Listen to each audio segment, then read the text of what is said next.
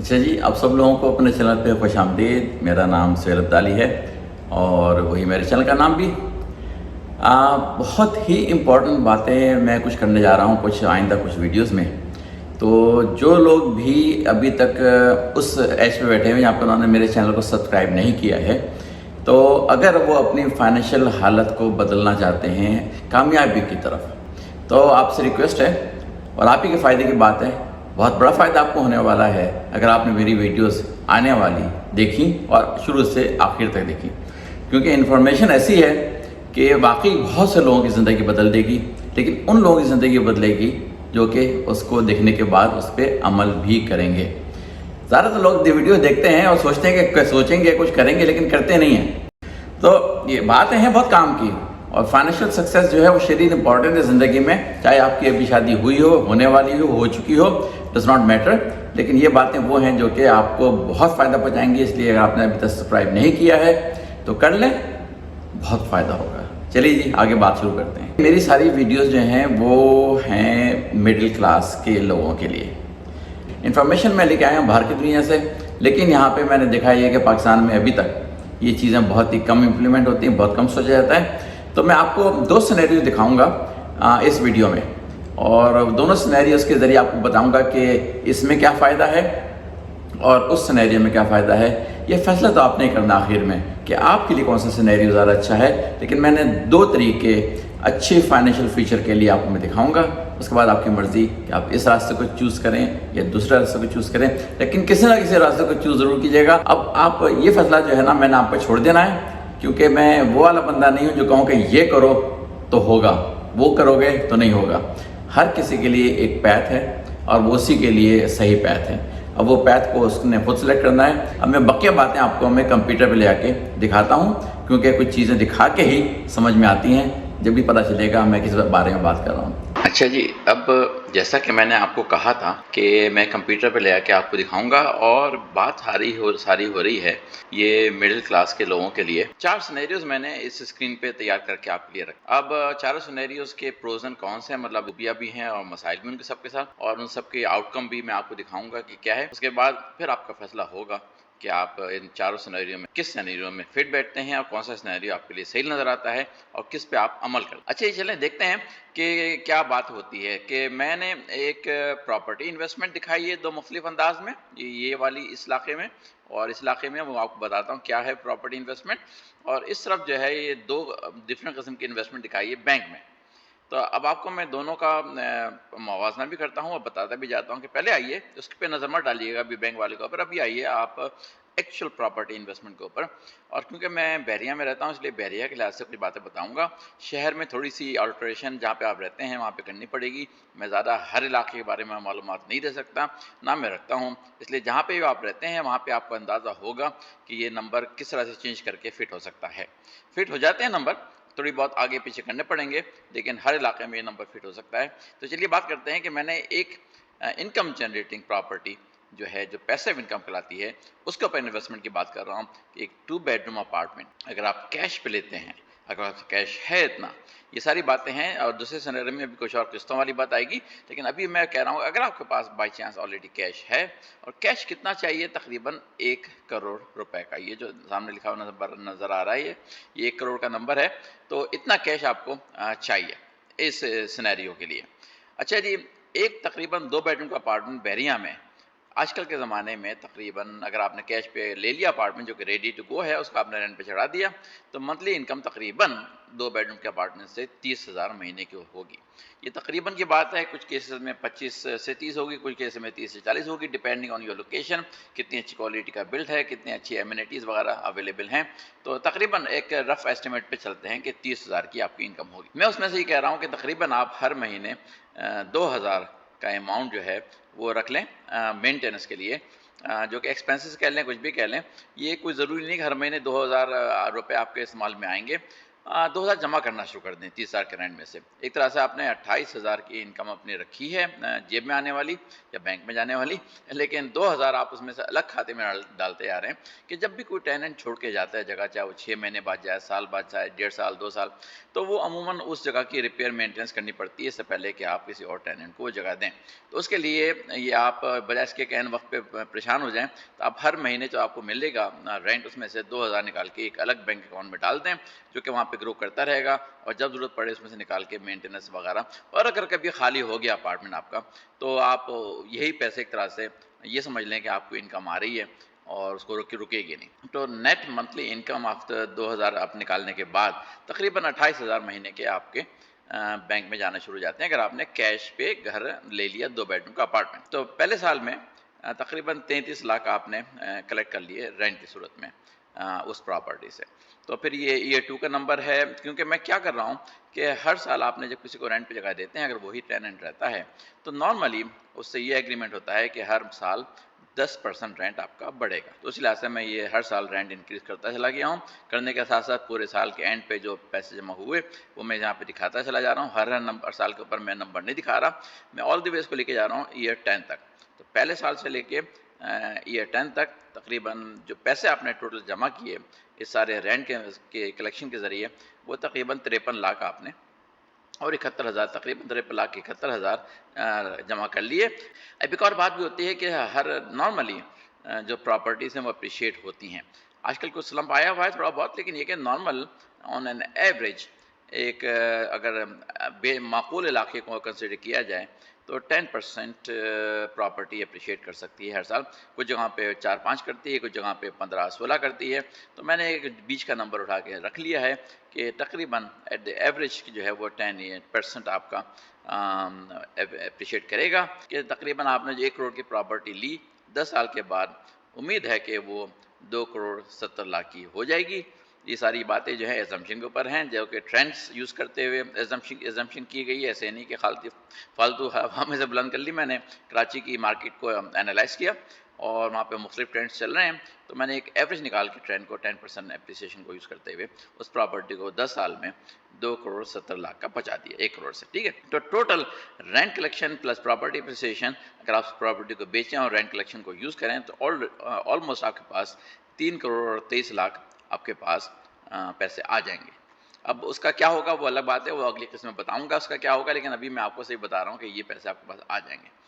अच्छा जी, अब बात ये होती है कि ये जो सिनेरियो है इसमें थोड़ी सी कौन सी हैं कि अगर आपने ये कमिटमेंट कर ली किसी के साथ, तब आपको ये कमिटमेंट जो है वो निभानी है कि इतनी आसानी से प्रॉपर्टी बिकती नहीं है। अगर आपको किसी वक्त एकदम से कैश ज़रूरत पड़ जाए, तो ये नहीं कि प्रॉपर्टी खड़ाक से बिक जाएगी और आपको पास कैश आ जाएगा। वो ये एक तरह से लिक्विड कैश नहीं होता है।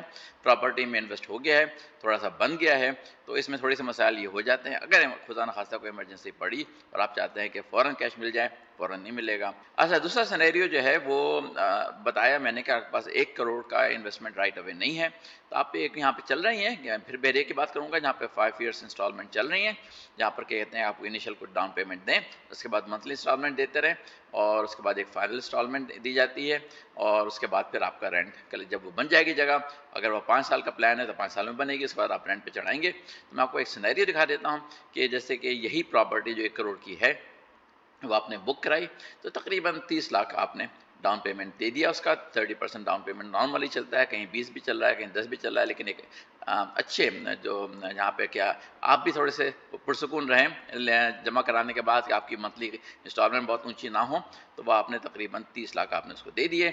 उसके बाद आपने बकिया हर महीने की इंस्टॉलमेंट जो है वो कुछ छोटी नहीं है, लेकिन वो भी तकरीबन 1 लाख के करीब बनती है हर महीने की इंस्टॉलमेंट, वो आप देते रहे।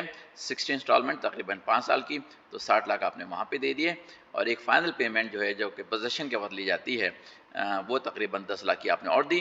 तो तकरीबन 5 साल में 30 लाख दे के हर साल हर महीने फिर 1-1 लाख फर्दर किस्त दे के फिर एक फ़ाइनल किस्त जो है 10 लाख की देने के बाद वो चीज़ आपकी हो गई 5 साल में। उसकी कीमत जो उन्होंने पहले से निश्चित कर दी थी कि 1 करोड़ की है, अब वो ज़ाहिर है 5 साल में जब आपके पोजीशन मिलेगी तो उम्मीद है कि उसकी वैल्यू बढ़ चुकी होगी।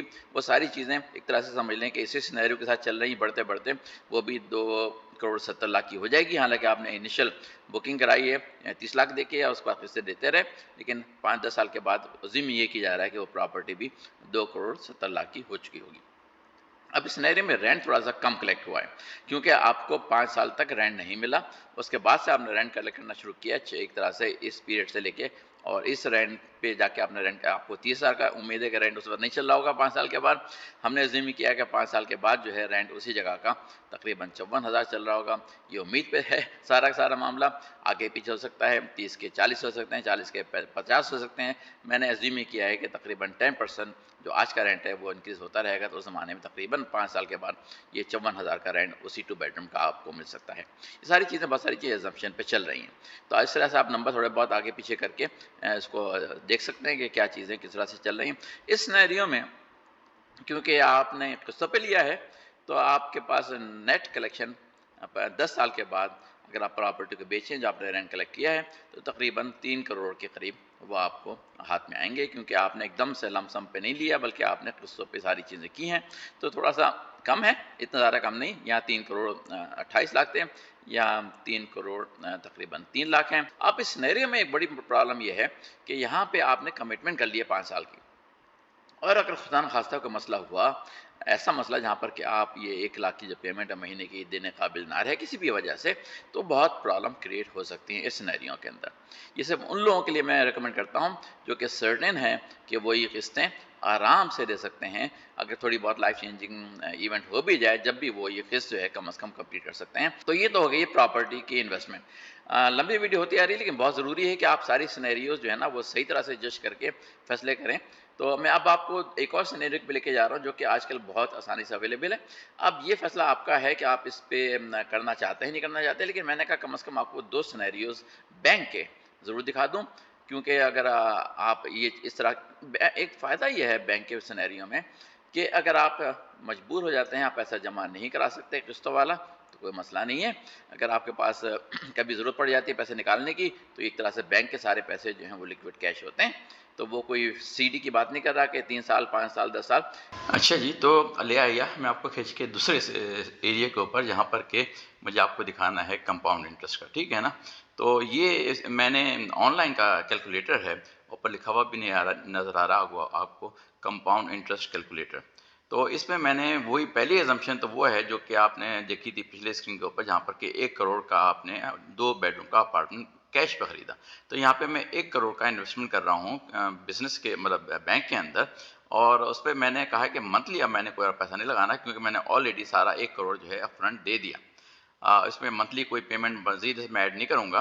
अच्छा जी, कंपाउंड जो है वो मंथली है, और वही मैंने 10 ईयर्स का पीरियड रखा है, जो कि अपार्टमेंट की एक तरह से मैच्योरिटी का 10 ईयर्स का रखा था। और यहाँ पे मैंने आजकल तो 20-22 जैसे बताया चल रहा है इंटरेस्ट रेट, लेकिन मैंने इसको नीचे करके 15 पे रखा है कि अगर कभी 12-13 भी चला जाए तो एवरेज जो है वो तकरीबन 15 का ही निकले। तो जब आप 15 पे लगाते हैं 1 लाख 1 करोड़, और उसको 10 साल के बाद देखते हैं कि ये क्या अमाउंट हुआ, तो आपको नज़र ये आता है कि ये तकरीबन 4 करोड़ 44 लाख के करीब बन गया, अगर आपने इसको टच नहीं किया और उसको बस चलने दिया। अब इसमें 44 लाख जो हैं तकरीबन, मैंने रफ़ एस्टिमेट करके टैक्स वगैरह जो कटता है ऐसी जगहों से, वो मैंने निकाल दिया, तो तकरीबन 4 करोड़ आपके पास फिर भी बच गया बैंक के अंदर यूजेबल कंडीशन में। और यहाँ पे वही वाली बात है कि सबसे बड़ा फ़ायदा ये है कि ये लिक्विड फॉर्म में है। अगर आपको कभी खुदा न खास्ता को ज़रूरत पड़ जाती है, तो आप यहाँ से पैसे निकाल के यूज़ कर सकते हैं। सारे निकालने की ज़रूरत नहीं, लेकिन जो भी निकालने पड़े मजबूरी में वो यूज़ कर सकते हैं, उसको रिप्लेनिश कर दें। अपार्टमेंट में मसला ये है कि जब आपने किसी को रेंट पे दे दिया और लीज़ की टर्म फॉर एग्ज़ाम्पल आपने 2 साल की लिख दी, तो आप टेनेंट को निकाल भी नहीं सकते और फिर उसको बेच भी नहीं सकते। तो सारे मसाइल हैं। यहाँ पे ये फ़ायदा ज़रूर है कि लिक्विड फॉर्म में है, लेकिन ये सारे कंपाउंड इंटरेस्ट का है, ये हर किसी का एरिया नहीं है यूज़ करने का। मैं आपको सिर्फ एक सिनेरियो बता रहा हूँ, आपको मैं कोई रिकमेंड नहीं कर रहा, मैं आपको कोई कंपेल नहीं कर रहा, लेकिन आपसे जानने के लिए, अगर आपको जानने का शौक़ है, तो मैं आपको एक सिनेरियो बता रहा हूँ। तो 4 करोड़ यहाँ पे वर्सेस अगर आपने 1 करोड़ का घर खरीदा, तो वहाँ पे तकरीबन 3 करोड़ 40 लाख के करीब बन रहे हैं। तो कुछ फ़ायदा यहाँ पे आपको ज़्यादा ही नज़र आ रहा है, पैसे का भी, और प्लस ये कि लिक्विड होने का भी फ़ायदा ज़्यादा है कि अगर खुदा न खास्ता कोई इमरजेंसी पड़े, तो आप यहाँ से पैसा निकाल के यूज़ कर सकते हैं। लेकिन at the end of the day ये तकरीबन आस-पास के बराबर का ही अमाउंट है, लेकिन फ़ायदा सिर्फ ये है कि लिक्विड है। अच्छा जी, दूसरी सिनेरियो में अब ये करते हैं कि जो हमने कहा था किस्तों पे लेने का, तो क्योंकि 30 लाख आपने डाउन दिए और 10 लाख आपने क्लोजिंग पे दिए, तो तकरीबन 40 लाख आपने एक तरह से लमसम दिए हैं, तो उसको आप लगा लेते हैं यहाँ पे। और उसके बाद फिर आपने 1 लाख तकरीबन हर महीने की किस्त भी दे रहे हैं, तो 1 लाख की तरह से आप बैंक में डिपॉज़िट कर रहे हैं, तो वो भी आपने यहाँ पे लगा दिए, ठीक है। अब उसके बाद ये आप मंथली डिपॉज़िट कर रहे हैं 1 लाख, क्योंकि आप जैसे वो 2 बेडरूम को किस्त में दे रहे थे, तो 5 साल की किस्त के बाद आपका क्या बनता है, कैसा आप नहीं बनता है। तो यहाँ पे आपने तकरीबन किया और उसको फिर मैंने 5 इयर्स के लिए तकरीबन कर दिया है कि 5 साल के बाद क्या सिचुएशन बनती है, और रेट मैंने वही लगाया है तकरीबन 15% का, जो कि लो करके लगाया है काफ़ी ज़्यादा। तो यहाँ पे सिचुएशन ये बन रही है कि 1 करोड़ 72 लाख तकरीबन बन रहा है इस सिचुएशन में।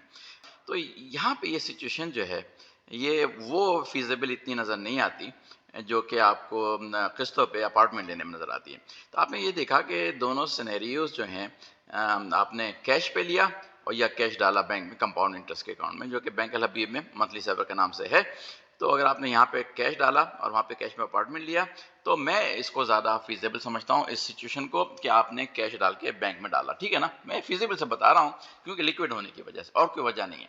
लेकिन अगर आप कंपाउंड इंटरेस्ट के चक्करों में नहीं पड़ना चाहते, ज़ाहिर है फिर आपके लिए प्रॉपर्टी का इन्वेस्टमेंट सबसे अच्छा इन्वेस्टमेंट है।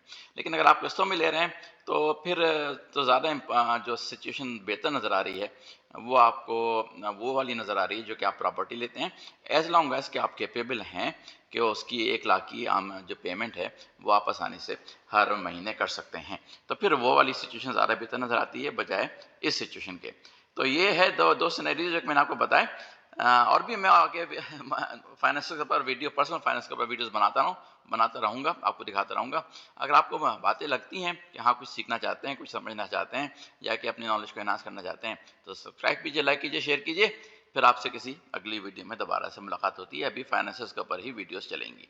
अगर आपको फाइनेंसेस पे कोई इंटरेस्ट नहीं है, तो आप ना देखें, लेकिन फ़िलहाल कुछ 8-9 वीडियोस जो हैं वो फाइनेंसेस के ऊपर, लाइफ की फाइनेंस के ऊपर ही चलेंगी, ठीक है ना? फिर मुलाकात करते हैं, जब तक के लिए अल्लाह हाफ़िज़।